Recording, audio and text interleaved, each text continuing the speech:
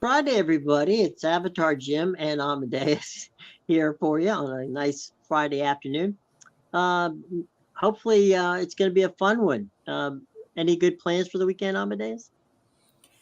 Yeah, just tons of great games to watch. Obviously, starting tonight, and yeah, it doesn't matter what sport you're looking at. Really, this weekend there's a great matchup or a few great matchups in college, Hmm. NFL. I'm sure even the NHL has some good matchups. Hmm. Haven't quite looked at that yet, but yeah, definitely gonna be some good matchups this weekend.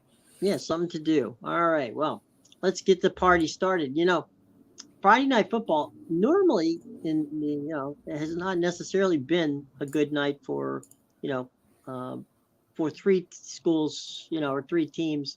Usually one is the dog. There really isn't one tonight. You lead off on ESPN with a 7 o'clock game of Tulane and Memphis. That's a good matchup. Tulane has been uh, a team that's kind of flown under the radar. Um, and but last year won the American and turned out to beat USC in the Cotton Bowl. So Tulane is one of the hot new properties. Memphis has always been competitive, so that's the game at 7 on CBS at 8. CBSN, I should say, is a Mountain West game with Fresno State and Utah State. And it may not sound like a decent game, but these two teams are pretty evenly matched as well. Yeah, 100%. Fresno State obviously they were ranked last week before they lost to Wyoming, but this is a very good Fresno State team. They're definitely a contender to win the Mountain West this year, and this game is going to have huge Mountain West implications just because Utah State, they're only 3-3 this year, 1-1 in the conference. But if they take down Fresno State's already got the loss to Wyoming. They take a second Right. loss here, then all of a sudden it really opens up in that conference. Obviously, though, Mhm. Air Force and Wyoming, Air Force is the only Air Force and Wyoming, I believe, are both undefeated in the conference, and they play Correct. each other tonight. So yeah, definitely a lot of good teams in the Mountain West this year. Right. Just like the pack. And that's where we're going next on ESPN. After the first game, it's going to be Stanford and Colorado. Now, at the beginning of the season, we're talking about, when you saw this maybe in April, you're probably going, this is who cares about this game? However, since Coach Prime and the boys have shown up, um, this game literally could put Colorado just one win away from bowl eligibility if they can win tonight. Yeah, definitely. This is a big game for Colorado.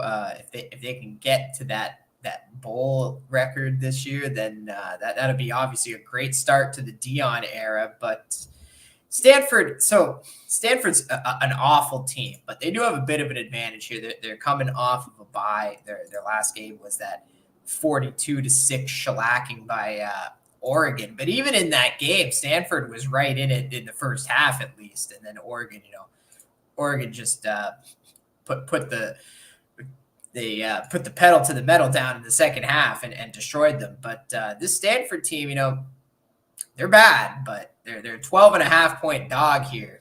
And I gotta imagine they're in this game just because Colorado they've looked good this year when they've played weaker opponents, but we saw them struggle against Arizona State. Arizona State is at the bottom of the Pac-12 right now, so wouldn't be surprised if they struggle to win this game by double digits against Stanford. No, it's. I mean, I think they'll win, but what exactly the spread is probably, as you say, that's a lot of points to pass around whenever. And in fairness, and I don't think we have spoken enough about this. Not necessarily we, but the collective we um, have spoken about it, and that is that the Colorado's banged up on both sides. They've got injuries that are key injuries, but that being said, they're still theoretically, no reason, and they're playing at home. They're still good enough to beat, you know, a not so good, as you put it, Stanford team. So yeah, I think that that 12.5 points is a lot, given that it's going to be interesting. But I don't think that tonight that Dion and the gang will lay some points on Stanford. It's not going to be one of those games. It's going to be a win, but it's probably going to be an ugly. Yeah, definitely. They should definitely win this game. But yeah, I wouldn't be surprised if it was a little closer. Yeah. Now moving over to Saturday, the leadoff game on ABC ESPN is Syracuse at Florida State, and you're sitting there going, "Why are you wasting my time with that?" Only because uh, Florida State's number 5 in the country, and they haven't really looked good in the last 3 games they played. They need to put a whipping on a Syracuse team that isn't all that good. And so, well, we talked about Stanford and Colorado. This is a game where if FSU can put up some style points, it'd be a good thing, because they're at number 5, but they need to pad that resume if they want to get to the college football playoff. And when you play a team like Syracuse, that's the opportunity to do it. And if you don't do it, then you look stupid. Yeah, definitely. They need the style points here. Obviously, they got helped out a bit by Oklahoma beating Texas, but now Oklahoma has shot up and pretty much taken that the spot that Texas was in. But yeah, this is one of those games where Florida State wasn't looking good going into their bye week. They were barely, obviously they had the close call with Boston College. They just barely beat Clemson in a game where a lot of people thought Clemson should have beaten them. But then, they came out of the bye week last week and they destroyed Virginia Tech by 20 points. Mm-hmm. They still gave up a lot of points in that game. Now they're playing Syracuse. Syracuse just got destroyed by North Carolina, and they got destroyed by Clemson at home in New York the game before that. So yeah, this was a Syracuse team that started off 4-0, and all of a sudden they haven't looked good as the competition has gotten tougher. So yeah, this is gonna be a big game to watch for Florida State for sure. I definitely think they need to put the style points up to show that they are one of the best in the country, and that they do win a lot of their games by big margins, but they also give up a lot of points. So we'll have to see what happens in this game. Maybe Syracuse can score some points here for sure. Yeah, the basically the 3:30 window on Saturday tomorrow is really going to be good, and we'll lay off with the first one at 3:00 on the Pac-12 network. It's California and Utah. Now, again, you're gonna say, "Come on, California, Utah, how's that great?" There's been a lot of conversation about the fact that Cam Rising has not played, and probably is not going to play in this game, and Utah struggled to get, by some teams they should have just, stood out there and just beat them, but the problem is, their quarterbacking situation, and it's not been resolved. And without Cam Rising there to step in, it makes it far more difficult for the Utes to stay relevant, and certainly their defense has been good, but I don't know what you think. Without Cam Rising, can they beat California? Yeah, they can, but is it going to be by, what's the spread?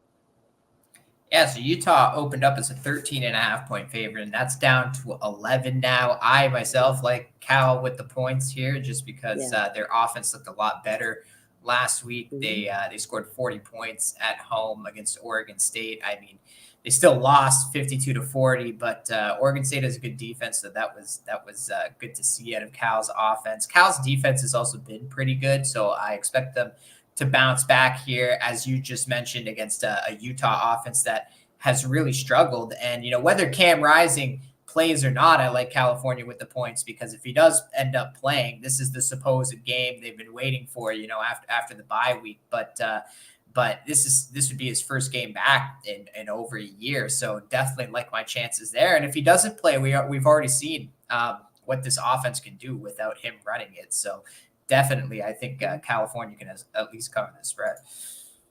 Yeah, there's going to be a game which we talked about. These are critical conference games. There's going to be one 3:30 in the SEC, and that is on CBS, and it is Texas A&M and Tennessee. Yeah, that's going to be another good one to watch. Tennessee opened that one as a 3.5-point favorite, and that one's down to 3 now. Texas A&M, they're obviously coming off that loss at home to Alabama in a game they probably should have won. I know the big talk was around Mario Cristobal not kneeling the ball last week, but Right. if Miami goes on to win that game, Texas A&M might have been the talk of the town instead, just because I remember reading a quote from Saban after the game, basically how he said he felt like it was one of the luckiest wins in his career or something along those lines. So yeah, definitely. I don't know about this Texas A&M team. Their defense is very good, but Tennessee can throw the ball. They're at home. They tend to play a lot better when they're at home. And I kind of lean towards Tennessee in this game. I can attest personally, having done games at in Knoxville, that stadium, which, by the way, for those who've never been, you can just Google it. It's really kind of a cool thing. The stadium is on the river in Knoxville, and a lot of people, which is kind of cool, get to the stadium by boat, and there's like a boat tailgating situation in Knoxville. It's a really kind of a unique situation, but that's 100,000 people in Knoxville, and everybody's in orange. It is not a pleasant place to play, and I do think that Texas A&M is coming into Knoxville against a Tennessee team who is very capable of putting up some points, and I just don't see Texas A&M stopping them from putting up points, to be honest. Yeah, well, people like to roll in on their boats to watch this game, and then they like to leave on the floating goalpost down the river. That's a good one. Yeah, no question about it. All right, my friend, this one is the game we've been looking forward to for a while, and that is Washington hosting Oregon in really what in many ways could be the de facto Pac-12 championship game. Yeah, I definitely think we're probably going to see a rematch of these two in the Pac-12 championship. And man, the rankings be damned. These are your two these are your number one and your number two teams in the country right here, Oregon and Washington. Now, this is going to be a very good game. Obviously, both teams have top 3 offenses in the country. Both also have very good defenses. The edge is probably with Oregon there, but Washington has a very good home advantage. They score 40+ points in almost every single home game over the last 2 years. And really, this Washington team, obviously, they have NFL wide receivers, ton of talent on the offense. I would say definitely the offensive edge is with Washington, even though Oregon's actually second in the country and Washington's third. I would definitely say Washington has the better offense here. Michael Penix Jr., we gave him out to win the Heisman at +800, and he's the +200 favorite right now, even ahead of Caleb Williams. So this is going to be a very good game. Washington won it in Eugene last year by 3 points. So they come into this game. It opened at 2.5, and now it's around 3 at most books. But yeah, I'd definitely be on Washington in this game. Definitely on the money line. We'll see if I want to take the 3. Might buy that down to 2.5, but 100% like Washington to win this game. Well, I think that one of the pleasant situations when you watch a game, certainly to me, is when you've got two all-star quality, all-American style quality quarterbacks who are there. And certainly, look, as you know, we're both Michael Penix, devotees, but Bo Nix is not a bad quarterback. And so I do think that game management and I think that what is going to make this, I should say, a good football game to watch is that you've got two quarterbacks that don't panic, that are really good field generals, and that know that, okay, what to do to make their team, successful. And I think that matchup of Penix and Bo Nix makes this a really what should be a really entertaining college football. Yeah, definitely. Yeah, this is probably the number one game tomorrow. So if you can, this is the one to watch. Now here's one in the Big 12, which is kind of an interesting matchup, and that's a BYU team that has played better than expected uh, in Dallas to face TCU. And here's the fun part. Um, BYU being a national school because of an international school, frankly, because of uh, the Mormon Church. They have a phenomenal um, recruiting base out of Texas, and specifically in the Dallas area.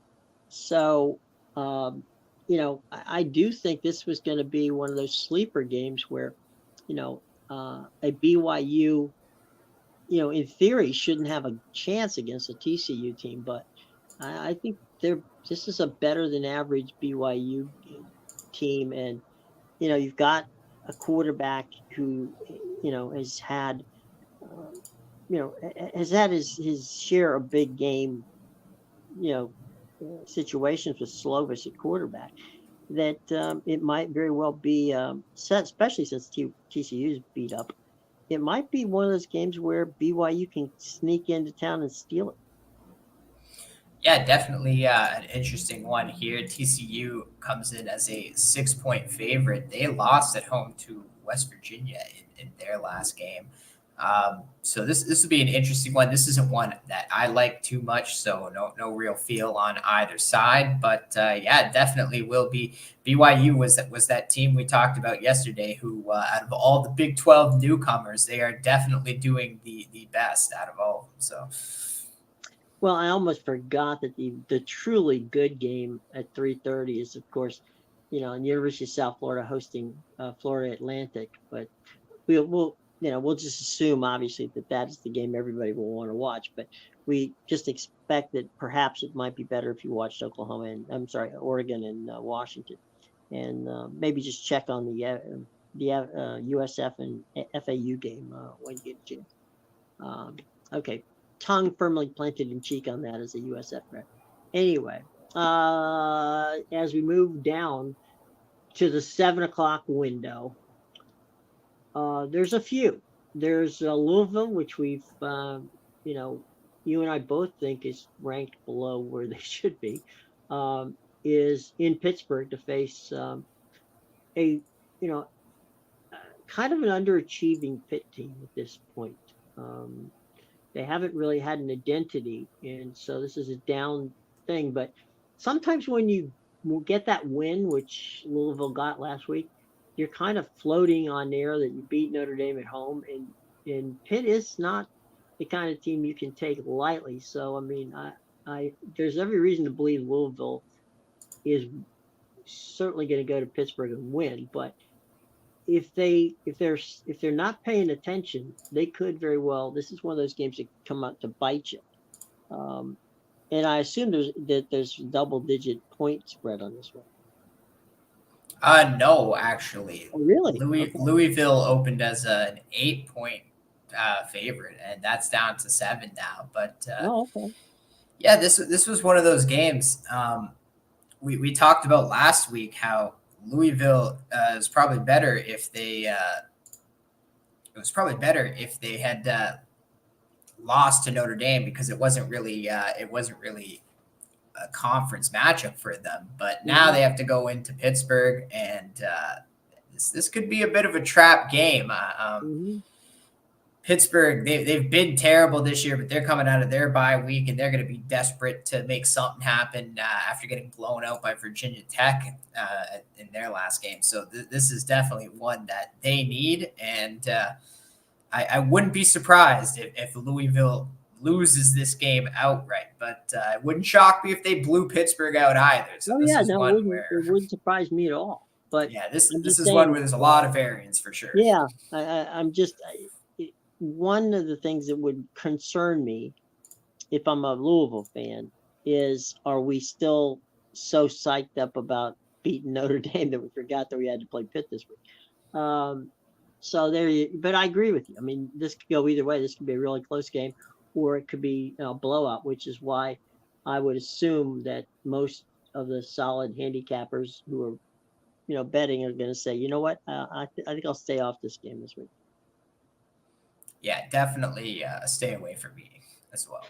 Well, here's one not to stay away from, and you had mentioned it earlier, and that one is going to be on CBSN at 7 o'clock, and it's Wyoming headed to the beautiful, campus of the Air Force Academy in lovely Colorado Springs. It's a really cool place to be, and you've got a service academy here in the Air Force who's never really played like a service academy. They've played like a legit, college football program. And that being said, I don't know what it is, but I don't know about you. Well, that's why we're going to talk to you in a second. But this Wyoming team, I really like this way. Yeah, Wyoming is they're an interesting team. Definitely with the way they won a lot of their games this year. Wacky things tend to happen when they play at home. It's very, very tough place to play. Obviously, we've talked about how up in Laramie they let you know how high you are. It's, yeah. You basically can't look anywhere in the stadium without seeing some form of 7,000 something feet. There, the elevation. Yeah, but now they go on the road. They've only played the one road game all season, and their offense really isn't that great. So this would be an interesting game though, because I think they do play a very similar style to Air Force. Air Force does have one of the better defenses, probably the best defense in the Mountain West Conference, and they've been blowing teams out at home all year. But this could be a trickier matchup for them for sure. It'll be fun. All right, let's pop on. And here's a game where, if you had a survivor pool, this would be one of those games. It was the aforementioned Mario Cristobal's Miami Hurricanes, who could have been and should have been undefeated coming into a game at, the lovely confines of the University of North Carolina in Chapel Hill. This is a survivor game. Miami needs it. North Carolina needs it. And we'll see who ends up getting it. Yeah, North Carolina opened as a 3.5-point favorite. That's down to 3 now. This is one that I would have loved to take North Carolina in if they were both undefeated coming into this game, because obviously North Carolina's at home here.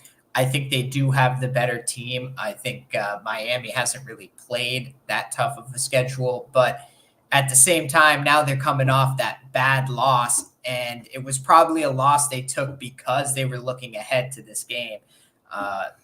They're not dead, even though that loss to Georgia Tech is bad. That was actually their first conference game, so they could still run the table because it's a very competitive ACC, and very well we could have a team with probably will have teams with one loss in the conference finals. But this is one where I don't want to touch it now, that because Miami's they're gonna be hungry to bounce back here for sure.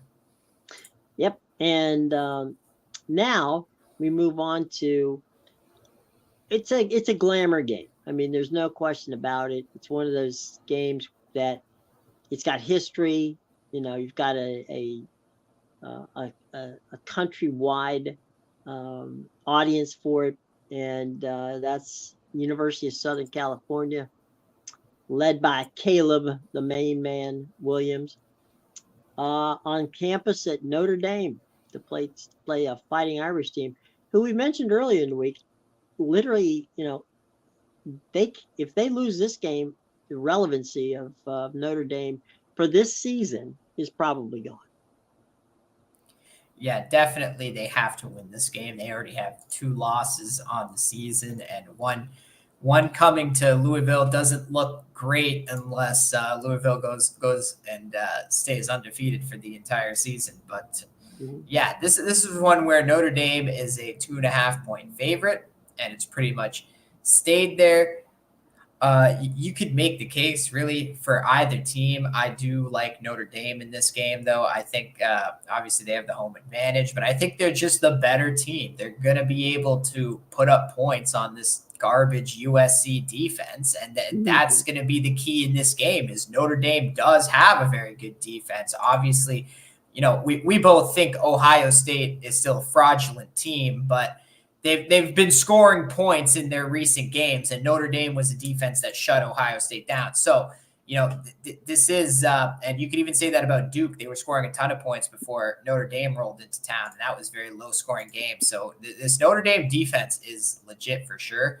The offense might be a little spotty with Sam Hartman, as we saw Louisville take advantage of last week with a lot of the blitzes and the pressuring. Obviously, Hartman can't handle that well, but luckily for him, he's going to be at home now against a USC defense that doesn't even know what defense or pressuring is. So this is a favorable matchup for Notre Dame. Absolutely. One other quick one, same time. It's actually 8:00 start on Fox. It's one of those flying below the radar games, but is certainly worthy of chatting about real quickly. And that's UCLA on the road to face Oregon State. And again, this Pac-12 is loaded, and these two teams are ranked. And I think a lot of people have been surprised by what Chip Kelly's been able to do with this UCLA team. Yeah, UCLA has been a big surprise, specifically because they have a very good defense, and they shut down the red-hot Washington State Cougars last week with a 25-17 win at home. But their defense put a lot of work in to win that game, and now they have to go on the road. Oregon State comes in as a 3.5-point favorite. Now, Oregon State's defense didn't look great in California last week. They gave up 40 points, but Oregon State's offense scored 52 in that game. So this will be a very interesting game. Obviously, I think UCLA is the better team, but Oregon State, nobody goes into Corvallis and just wins there, especially when you have Oregon State already took down Utah, gave them their first loss. So that's a very good game to watch for sure. Well, and the other part of the equation is half of the teams in the Pac-12 don't know how to get to Corvallis. So that's, that's that. There is a sidebar here to this. Okay. Many of you watch college football game day on ESPN, and there's going to be a lot of fun had, because that game's they're going to do it from Washington, from Seattle, the game, because of the Oregon and Washington game. But Oregon State and Washington State got pretty, disrespected by Pat McAfee last week, when he basically said, I don't see why everybody's, talking about Oregon State and Washington State. They're two totally irrelevant programs, which certainly caught the eye of the fan base of both Oregon State and Washington State. So much so that boosters from both universities have chartered planes to fly to Seattle to basically stand in the parking lot and harass on television Pat McAfee. So we're going to see, as I say, the game. The game that we're talking about is in Corvallis, but the most entertaining part might very well be at 9 a.m., which will be, of course, 6 a.m. Out in Seattle, when things get started and rolling with Pat McAfee and the game day crew, with a very hostile fan base, wanting the head of Pat McAfee. Well, that's good for them. I did think Pat McAfee's comments were out of line there, and all I'll say on the subject is Pat McAfee used to be great. Used to be a really good show. All I'll say on that is Pat McAfee is grossly overpaid. So $150 million. What were they thinking? All right, fair enough. On to Sunday we go, and let's jump on the early games on Fox. I'm sorry, on CBS. Let's do that one first. Seattle at Cincinnati. Interesting 1:00 game. It definitely will be a something we're going to have to check that one out, because I think Seattle. Look, I don't know about you, but Cincinnati. This is the time of year when Cincinnati starts to play well.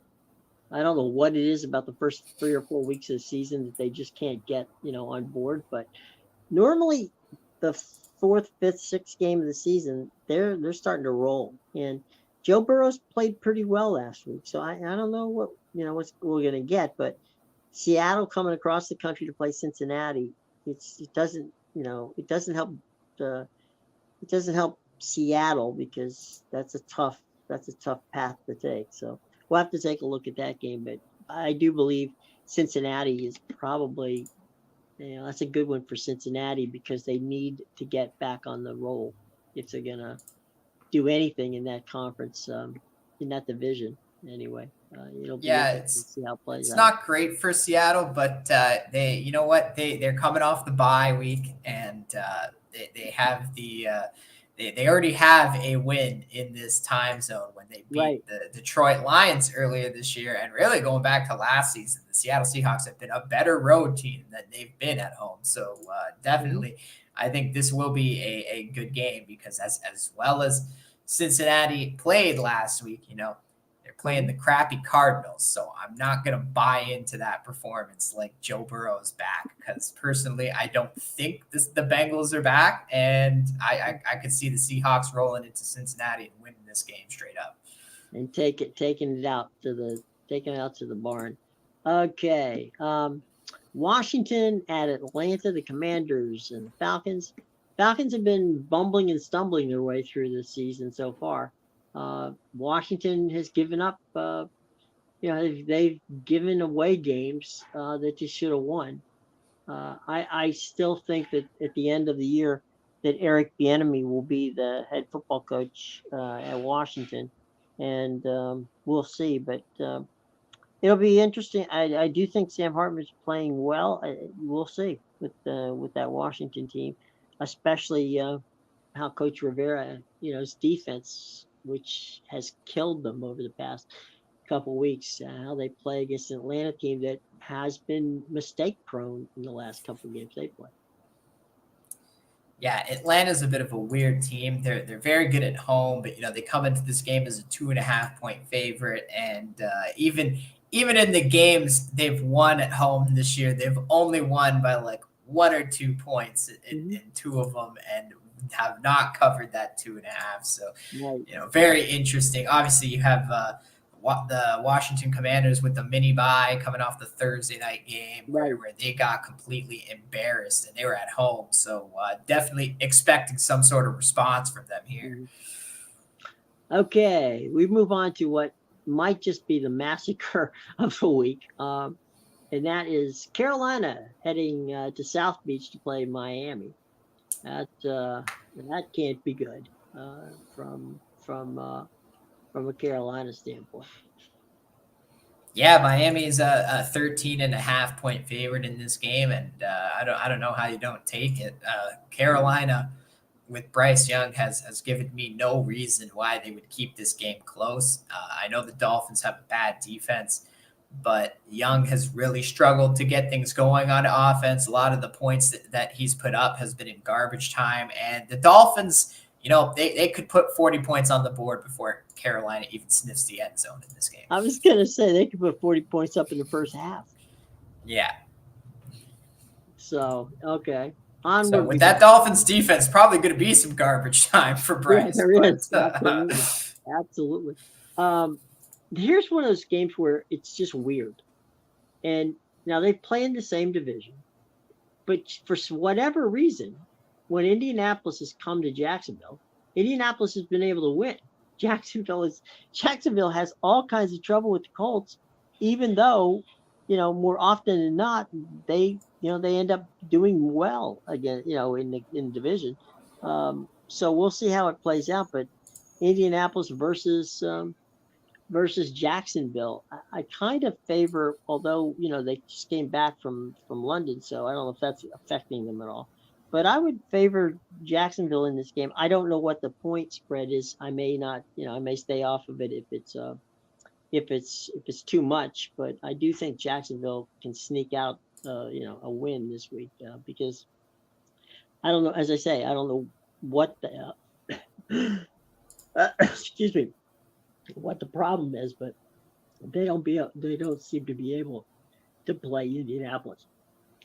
Yeah, and it's funny because then in Indianapolis, like they usually win the game there, but they can't seem to beat them at home. And that's weird. Yeah, that's the thing. Yeah. Right.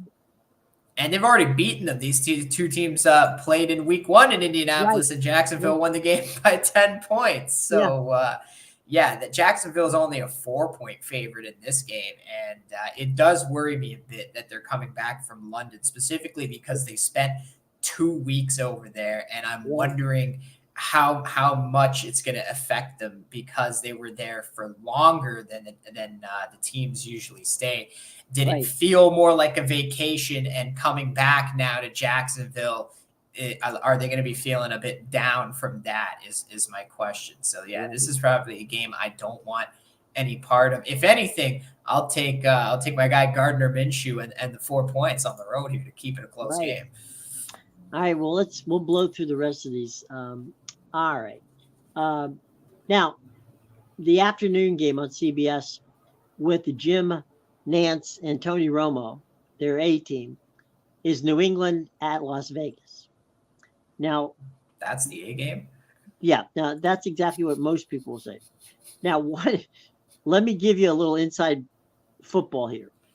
Basically, I don't think either of us care who wins this game, and I don't think anybody is going to spend a lot of time betting on it. But here's the reason that Romo and Nantz are there. The Super Bowl is there, and CBS is going to do the Super Bowl. There are times when, let's say Tampa Bay is hosting the game, or the Rams are hosting the game, or the Cardinals are hosting the game. You want, if you are the network who's doing the Super Bowl, to have an opportunity to do what in essence would be a Super Bowl dry run with your A team and with everybody at the stadium and given that whole feel, right? So that's what's going on this week. CBS is basically using a ton of equipment. They're rolling out what, like a Super Bowl coverage, situation for, in essence, is a game that literally, unless you live in New England or Vegas, that you really don't care about.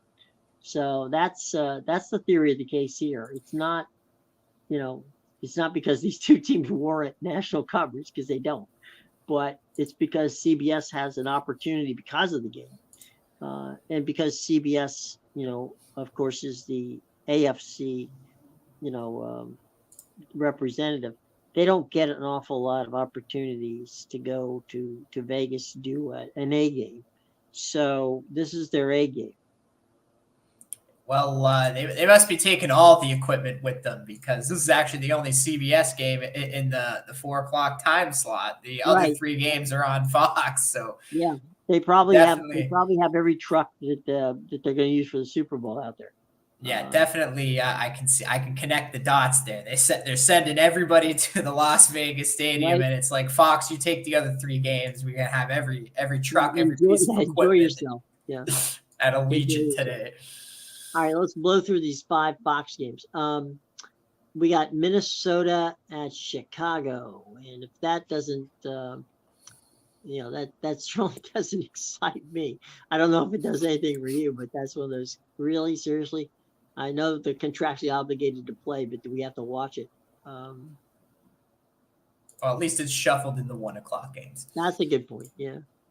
All right, our number 1 team, the San Francisco 49ers, travel to face Cleveland in in the home of the Rock and Roll Hall of Fame. So that one, Cleveland hosting San Francisco.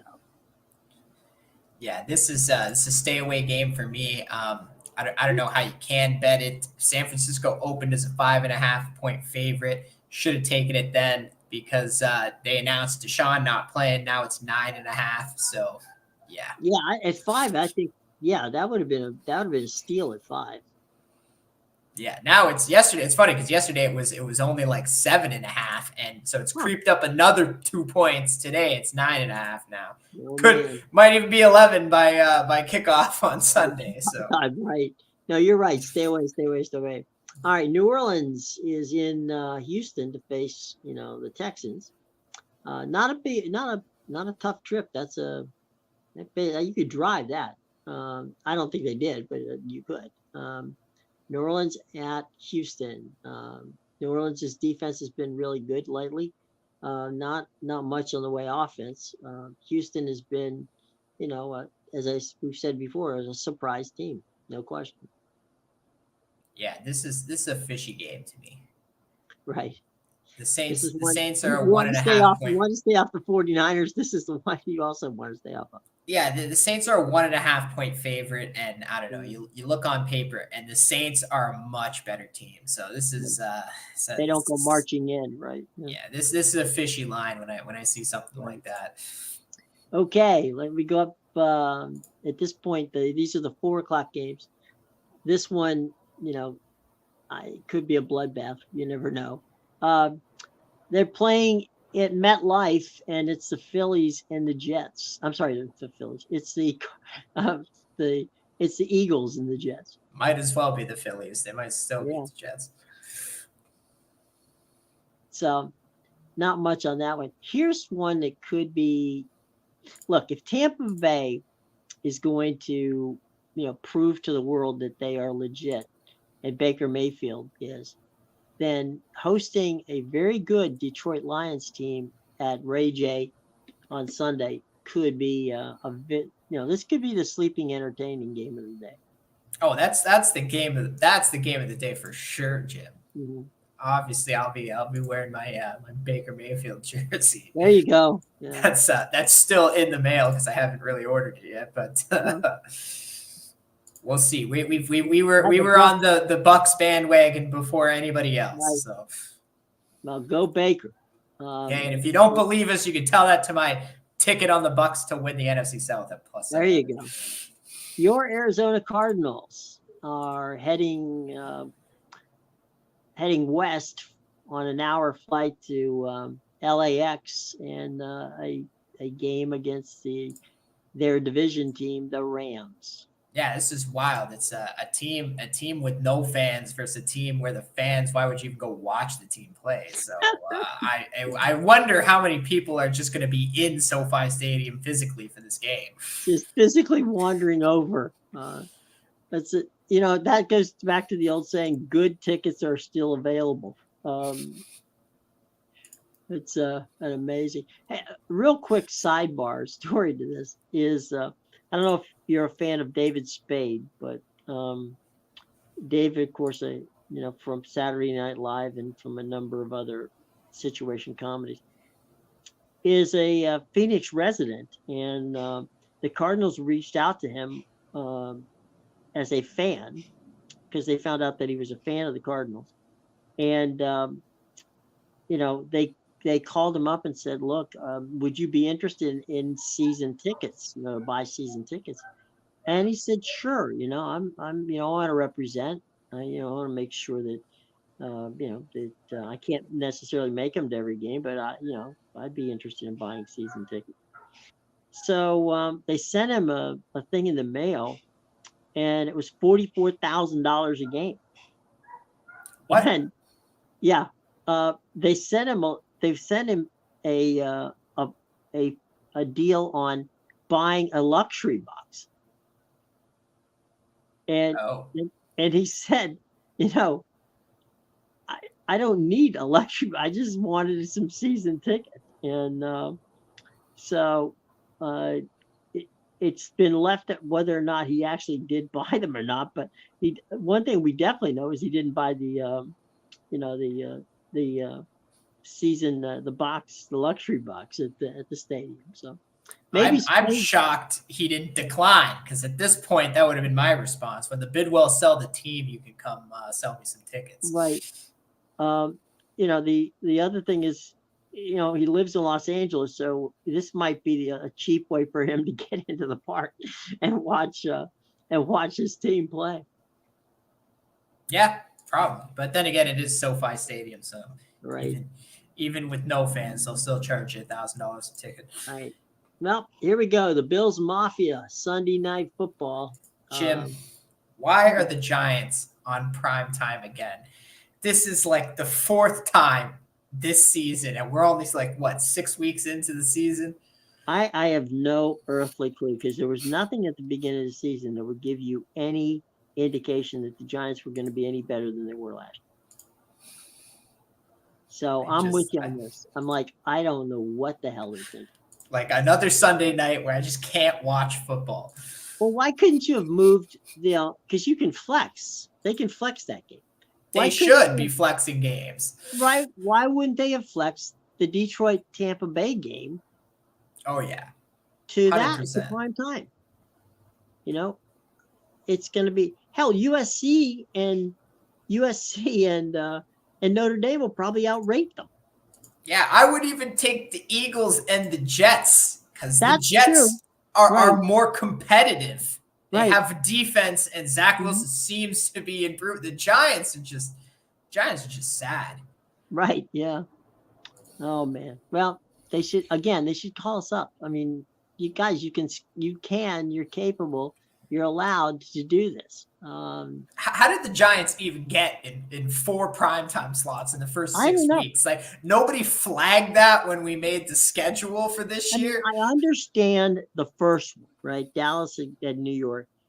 And okay, fine. You're basically taking 2 of your, top teams with from a national fan base, right? I got that. Fine. You give me the Giants once. That's all I need. Okay. I don't need to see the Giants 4 times on a national, on national television.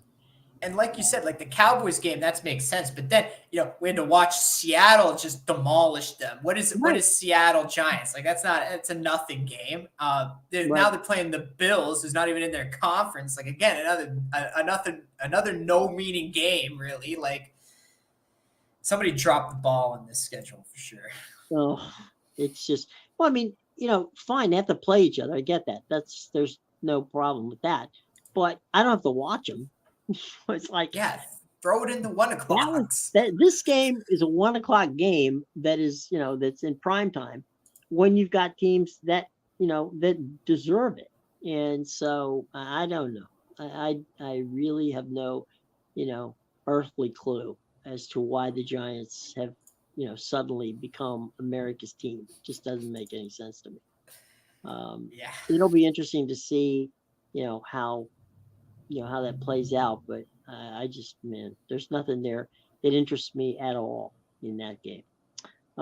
So what we have the opportunity to do on Sunday night, and we'll get more into it as we next week. But the Battle of Texas for the World Series, possibility. The ALCS, you got Houston, at home against the Rangers. And it should be a fun. It should be a fun series. It should be a fun series. Yep, that might be the game to watch on Sunday night at Yeah. 8:15. You know, the Rangers are a bit of an underdog there, plus 115. They got Dunning going up against Verlander. The Astros were awful at home this year. The Rangers were awful on the road, but the Rangers have been red hot in the playoffs. So I guess the Astros have too, but the Rangers have played twice as many games and haven't lost yet. So Right. Well, I think this series is probably going to go 6, maybe 7. yeah, definitely going to be a good competitive series. Yeah, and we'll get into the Philly series against, Philly series against Arizona. It's the first time since 1969, which is when they started the wild card situation. It's the first time that a wild card team gets to host, a championship series. Oh yeah, I guess because they're both wild card teams. Right. There you go.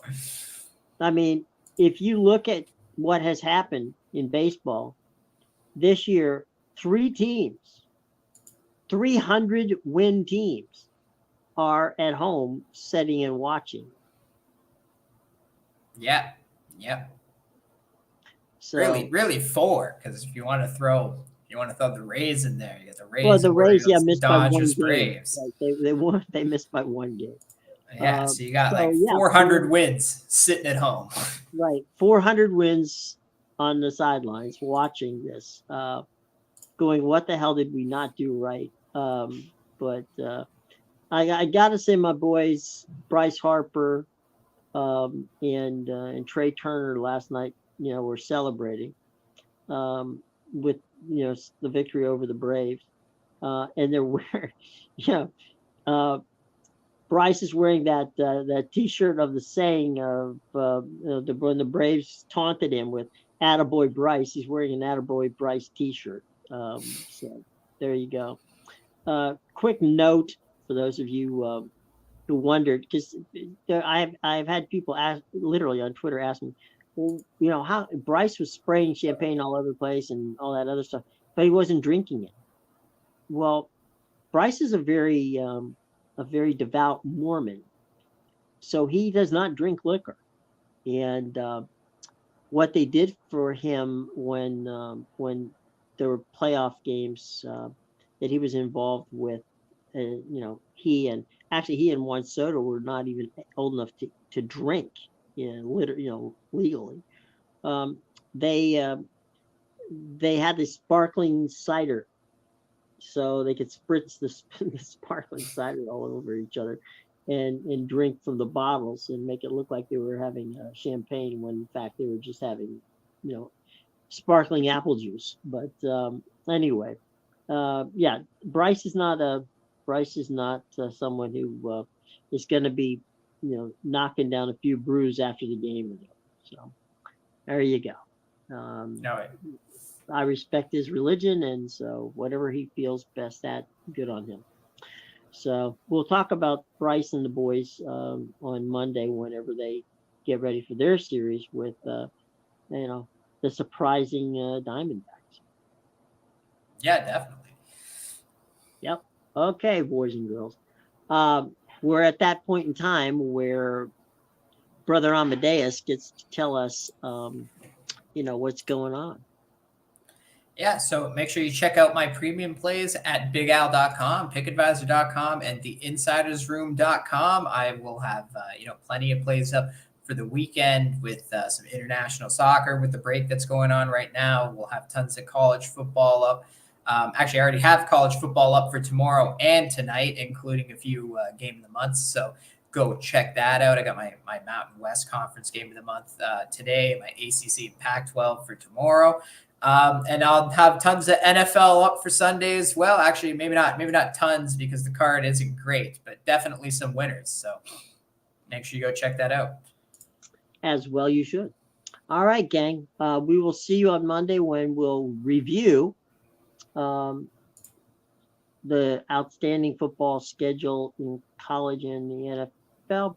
Take a look at Monday Night Football and also at Monday Night Baseball as we get ready for the National League Series. So have a wonderful week. Stay safe, and Amadeus and I will see you come Monday. Take care, everybody. Have a good weekend.